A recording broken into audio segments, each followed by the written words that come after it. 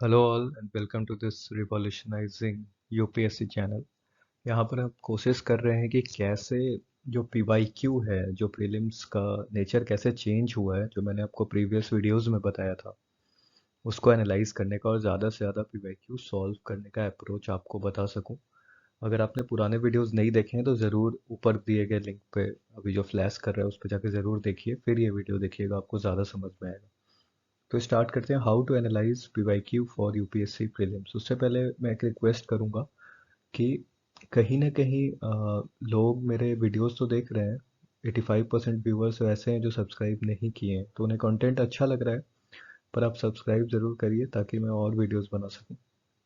How to analyse PYQ for UPSC prelims में सबसे पहले मैंने आपको बताया था कि लेटेस्ट पीवाईक्यू पैटर्न जो है, जो शिफ्ट हो रहा है, आपको पता ही होगा कि 2021 से लेके 2023 के बीच में जो पीवाईक्यू का वेरिएशन आया है, काफ़ी शिफ्टिंग हुआ है, डिस्कशन आपको करना पड़ेगा।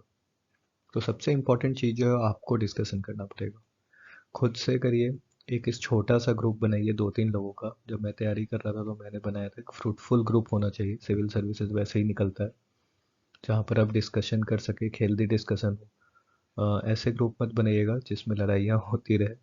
एक ऐसे ग्रुप बनाइएगा जिसमें ज़्यादा से ज़्यादा डिस्कशन आप कर सकें।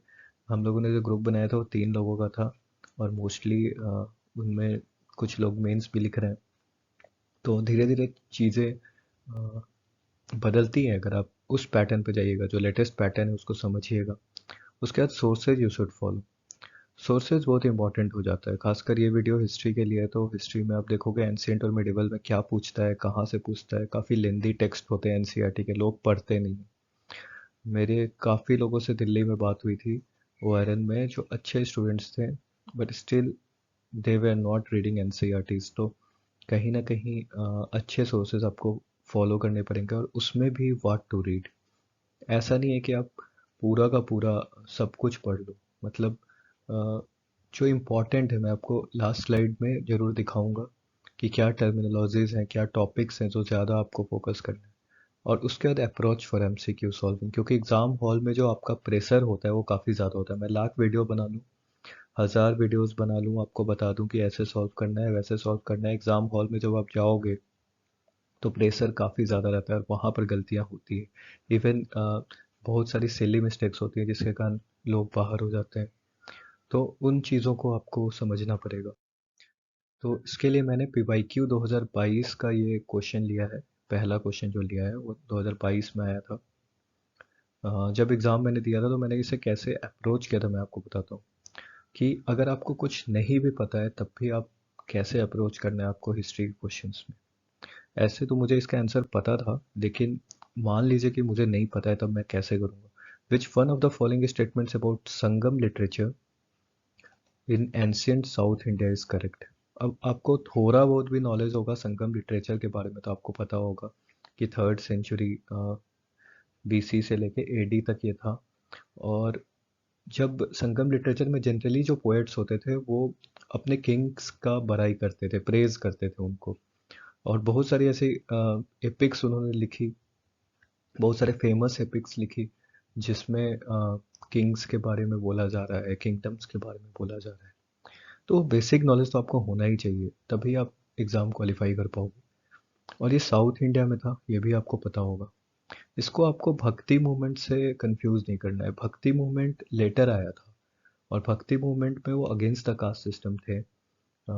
लेकिन यहाँ पर क्या था, संगम लिटरेचर में उतना ज़्यादा सोर्सेज मिलता नहीं है कि हम जस्टिफाई कर पाए किसी स्टेटमेंट को। तो पहले देखते हैं, Sangam poems are devoid of any reference to a material culture. अब देखिए, एक्सट्रीम स्टेटमेंट्स जो होते हैं ना, are devoid of any. Any जो वर्ड है वो एक्सट्रीम है, और रेफरेंस टू मटेरियल कल्चर। अब ये अगर किंग्स की बड़ाई कर रहे हैं, किंग्स को प्रेज कर रहे हैं, तो किंग्स जो होते थे काफ़ी मेटरलिस्टिक भी होते थे, आपको पता होगा। इवन नॉर्थ इंडिया में अकबर अफीम का शौकीन था, ओपीएम का शौकीन था। वैसे साउथ इंडिया में भी लोग नृत्य का, डांसेस के शौकीन होते थे, मटेरियल कल्चर्स के और भी शौकीन होते थे। तो कैसे हो सकता है कि एनी रेफरेंस नहीं मिले।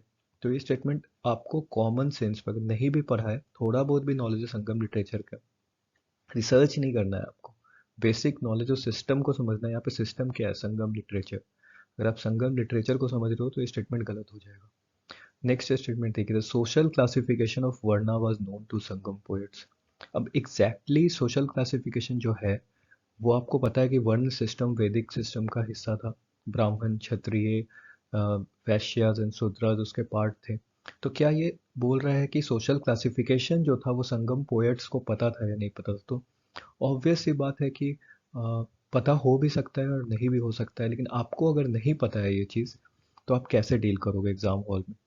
इसमें आप देखो वाज नोन टू, ऐसा नहीं बोल रहा है कि अ, मतलब नहीं, एकदम एक्सट्रीम स्टेटमेंट नहीं है कि उन्हें नहीं पता था या पता ही था। वाज नोन टाइप का है, प्रोग्रेसिव है, अभी होल्ड पे रखते हैं, पता नहीं इसके बारे में। Sangam poems have no reference to बाड़ी रीति, फिर से एक्सट्रीम। अब आप ही बताइए कि वो जब किंग्स का बड़ाई कर रहे हैं तो वैरियर एथिक तो लिखेंगे ही। किंग्स वार्स करते थे, कॉमन सेंस की बात है, किंग वार्स करते थे, लड़ाइयाँ जीतते थे, और वहाँ पे जाकर ऐसा तो हो नहीं सकता कि कोई रेफरेंस नहीं होगा। तो ये भी आप क्रॉस कर सकते हो। फिर Sangam literature refers to magical forces as irrational.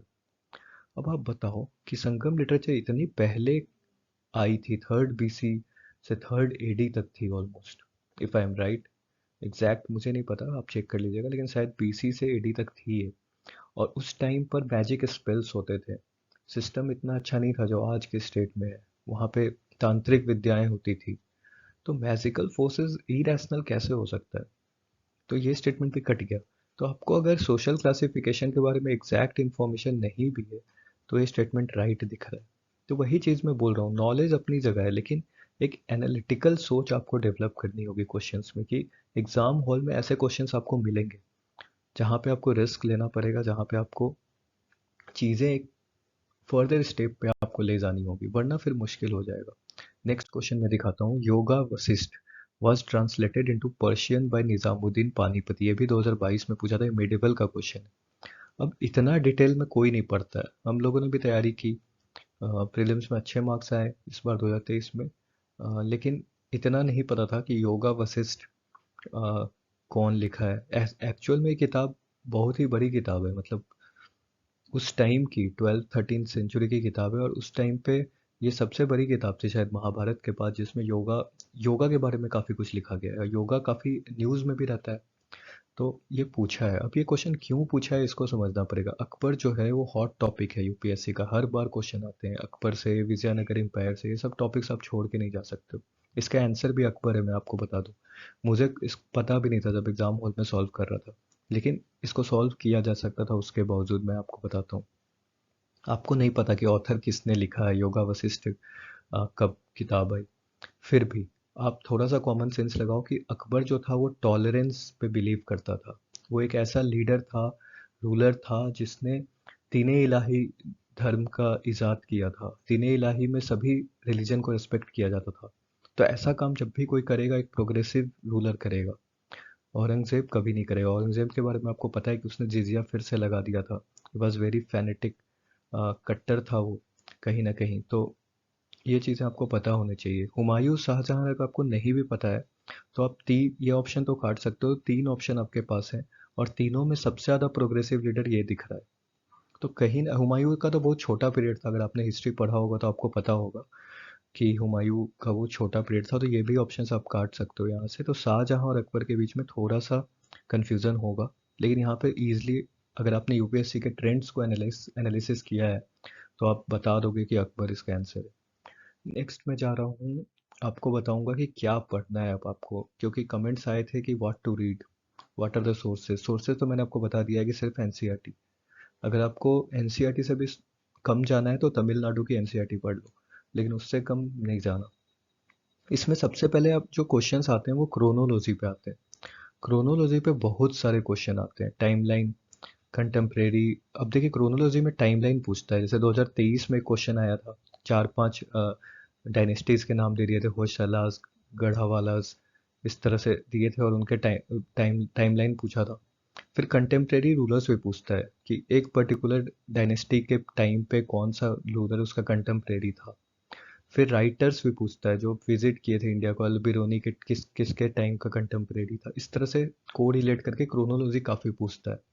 Nature of dynasty पूछता है कि डायनेस्टी का नेचर क्या था। अभी मैंने आपको दिखाया संगम लिटरेचर वाला जो एग्जांपल, वो नेचर ऑफ डायनेस्टी था कि कैसी थी वहाँ की डायनेस्टी। उसमें ज़्यादा कुछ नहीं पूछ रहा था, आपका कॉमन सेंस पूछ रहा था। टर्मिनोलॉजीज पूछता है रिलेटेड टू लैंड, जैसे अग्रहारास के बारे में पूछ देगा। डिफरेंट जो टर्मिनोलॉजीज है काफ़ी इंपॉर्टेंट है, वो आपको पढ़ना है। Agriculture related, land related, south India का भी नॉर्थ इंडिया का भी पूरा आपको पढ़ना है। आर्ट एंड कल्चर तो पढ़ना ही है। उसके बाद पोर्ट्स कैपिटल से काफ़ी क्वेश्चन आते हैं मैपिंग रिलेटेड, कि कौन सा इंपॉर्टेंट पोर्ट, जैसे कोड़कई मदुरई वाला क्वेश्चन आया था 2023 में, 2022 में भी आया था। तो इस तरह से पोर्ट्स कैपिटल रिलेटेड काफ़ी क्वेश्चन आएंगे। मिसलेनियस में बुक्स रिलेटेड, अभी आपने देखा योगा वशिष्ठ।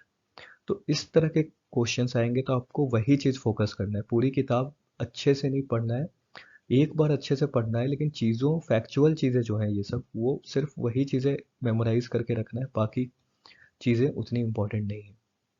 और सबसे ज़्यादा इंपॉर्टेंट होता है कि even if you don't remember the actual facts of these, क्योंकि हिस्ट्री काफ़ी वास्ट है, आर्ट एंड कल्चर काफ़ी वास्ट है, इंडिया का काफ़ी रिच है। तो अगर आपको थोड़ा बहुत भी कॉमन सेंस पता है, उसमें अगर आप अलाइन कर रहे हो अपना mind set with nature of question answer, जैसे मैंने आपको बताया योगा वशिष्ठ वाला क्वेश्चन, संगम लिटरेचर वाला क्वेश्चन, तो आप इजीली सॉल्व करके ले जाओगे। तो यही मेरा कहना था आपसे कि ऐसे वीडियोस मैं और लाऊंगा और दिखाऊंगा आपको कि कैसे अपना कॉमन सेंस और नॉलेज के बेसिस पे आप यूपीएससी प्रीलिम्स में अच्छा स्कोर कर सकते हो। तो नेक्स्ट वीडियो मैं जल्दी लाऊंगा, इसलिए मैं आप सबसे बोल रहा हूँ कि सब्सक्राइब कर लो और शेयर करो अपने दोस्तों के साथ। चैनल काफ़ी नया है, कोई फेम नहीं है इसके साथ जुड़ा हुआ, तो जल्दी ग्रो तभी करेगा जब आप इंटरैक्ट करोगे। यूपीएससी भी एक इंटरैक्शन है, यूट्यूब भी एक इंटरैक्शन है। मेरे पास ऑफलाइन जनता नहीं है, मेरे मेरे को ऑफलाइन जनता नहीं मिली है जो मैं आपको पढ़ा पाऊँ। ऑनलाइन में जो कमेंट सेक्शन मिला है वो एक इंटरैक्शन के लिए मिला है। वहाँ पे इंटरैक्ट करो, आप क्वेश्चंस पूछो, मैं ज़रूर आपके आंसर्स सॉल्व करूँगा, आंसर्स दूंगा। और वीडियोस आपको किस टॉपिक पे चाहिए ज़रूर बताओ। Thank you.